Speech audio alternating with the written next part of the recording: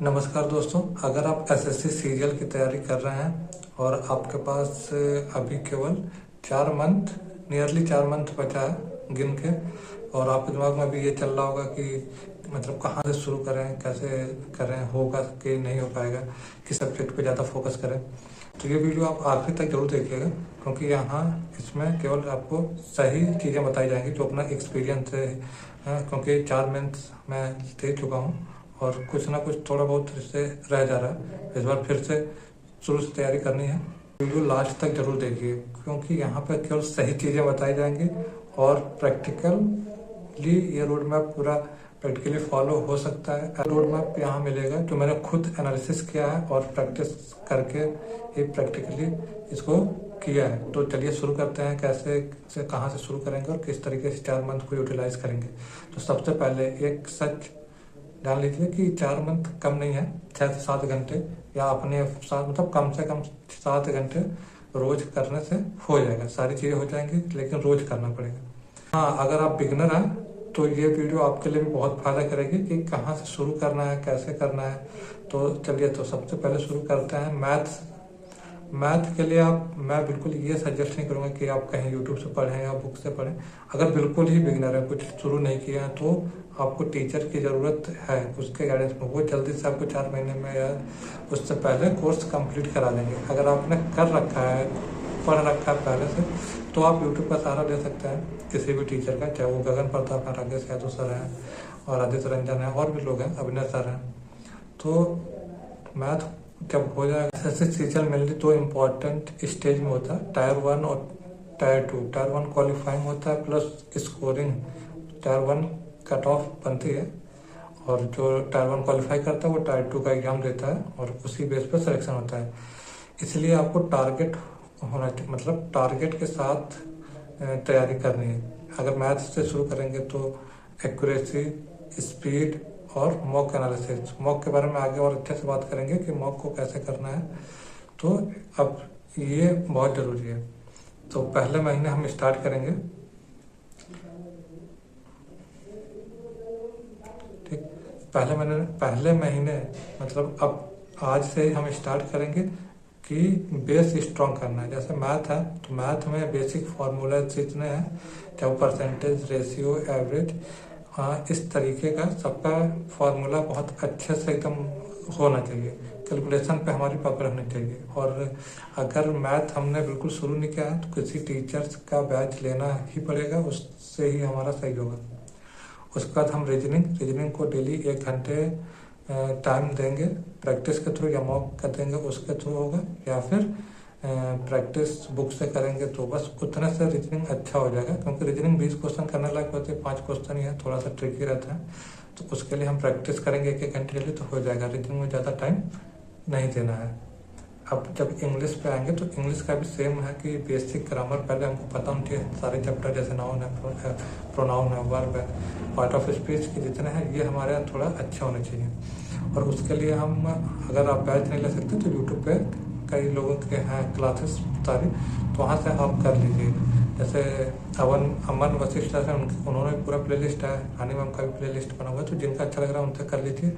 और डेली 20 से 25 वर्ड वैकैब, जो एंट्रोसाइनो, 1 वर्ड और रीडियम फ्रेज, ये रटना, ये बिना रटे कुछ नहीं होगा कि हम कुछ ट्रिक लगा लें, कुछ नहीं। रटना है वैकैब तो रटना ही पड़ेगा, तो डेली 1 घंटे।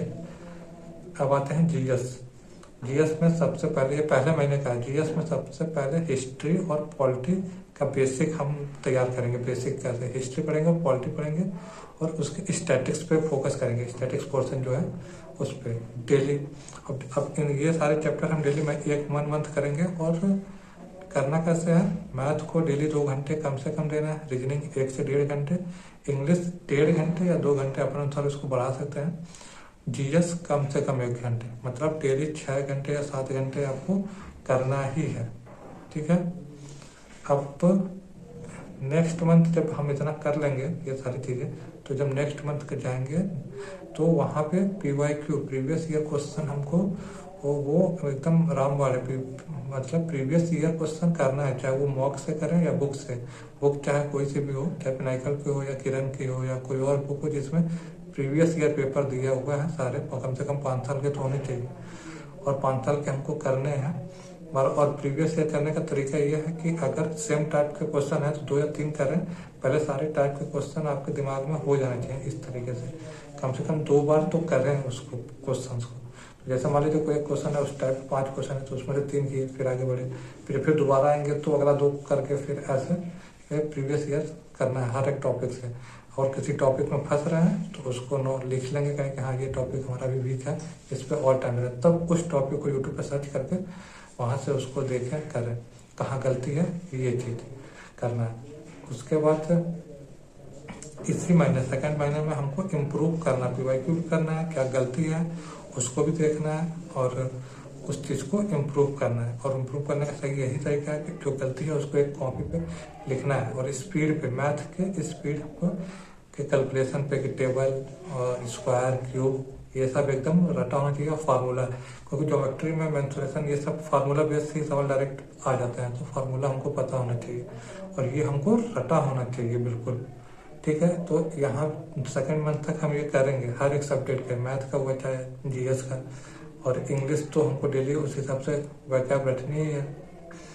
और फिर 3rd मंथ में जब हम जाएंगे, 3रा मंथ जब स्टार्ट करेंगे तो वहाँ केवल मॉक टेस्ट देंगे। मॉक टेस्ट देना जरूरी है, पर सबसे जरूरी है कि उस मॉक टेस्ट का एनालिसिस करना।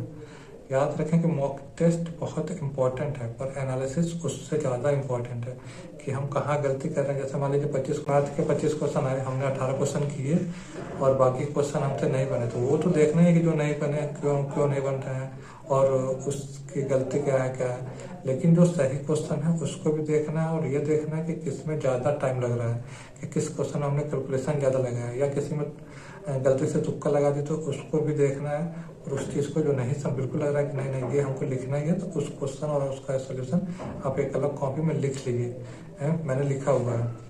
तो इस तरीके से मॉक जब करेंगे तो धीरे धीरे वो इम्प्रूव हो जाएगा। 20 दिन में आपको मिलेगा, जरूर फायदा मिलेगा। उसके बाद हम जब इतना करेंगे, जब 4th मंथ में घुसेंगे तो चौथा last 1 month revision, mock test, 2 चीज़, रिवीजन और मॉक टेस्ट करना है। कुछ नया नहीं करना है। आखिरी महीने में नई बुक, नया टीचर, और सबसे बड़ी चीज़ कि टीचर बिल्कुल नहीं बदलना। कोई भी टीचर आप पकड़े तो उसी को लिए रहिए लास्ट तक, आप भटकेंगे नहीं। कोई नया टॉपिक नहीं पढ़ना है आखिरी में, सिर्फ शॉर्ट्स नोट्स जो आपने बना पढ़ते समय शॉर्ट्स नोट्स लिखते हैं कि हाँ ये टॉपिक, ये चीज़ें हैं, ये है, फिर फार्मूलाज वगैरह ये सब करना है। और इंग्लिश में मॉक टेस्ट से ही हम करेंगे सारी चीज़ें। जैसे हमने सारा चैप्टर कर दिया, उसका मॉक टेस्ट से इरर है या इडियम फ्रेज है या फ्रेजल वर्ब है, ये सब मॉक टेस्ट से ही इम्प्रूव होंगे। और उसके रूल्स फिर हम वहाँ जाके देखेंगे जो हमारे पास नोट्स होंगे उसके लिए। और अगर नोट्स नहीं है, किसी टीचर से करना है, तो आप बैच परचेस करके उसको जल्दी से रिकॉर्डेड बैच लीजिएगा जो जल्दी से खत्म हो। लाइव नहीं करना है, रिकॉर्डेड करके थोड़ा सा स्पीड करके आप कोर्स जल्दी खत्म करें, उसके साथ साथ रिवीजन करना। और वैकअप तो आप रट सकते हैं, वैकअप आप रटना ही है तो ब्लैक बुक ले लीजिएगा, नीतू मैम की बुक ले लीजिएगा, किसी की भी जिसमें प्रीवियस ईयर केवल करना है। और उसको बार बार पढ़ना है। डेली 1 घंटे सुबह उठिए, डेली 1 घंटे वैकअप पढ़िए और स्क्वायर और ये सारी चीज़ें करिए। ये गलती मत करिएगा बिल्कुल भी कि 10 बुक एक साथ पढ़ रहे हैं, ये बुक पढ़ लें वो बुक पढ़ लें, सिर्फ वीडियो ही देखते रह रहे हैं। तो वीडियो देखने से भी कुछ नहीं होगा। मॉक दे ही नहीं रहे हैं, मॉक प्रीवियस ईयर और मॉक टेस्ट देना तो जरूरी है, बिना मॉक के बिल्कुल नहीं होगा। अगर ये चीज़ अवॉइड कर लिए आप तो सिलेक्शन होने के चांस और बढ़ जाते हैं। ठीक है, और सबसे ज़रूरी और आखिरी बात यह है, याद रखना कि सिलेक्शन उनका होता है जो रोज़ थोड़ा थोड़ा पढ़ते हैं और आगे अपने आप में इम्प्रूव करते हुए आगे बढ़ते रहते हैं।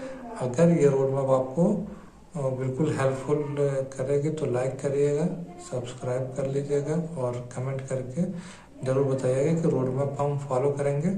और शॉर्ट्स के थ्रू डे 1 डे 2 यहाँ से चलेगा। तो आप कमेंट करिएगा कि आप इस रोड मैप को फॉलो कर रहे हैं या नहीं कर रहे हैं। ठीक है, धन्यवाद। मतलब डेली गाइड, मतलब डेली डे 1 डे 2 का ऐसे वीडियोस आएंगे। Thank you.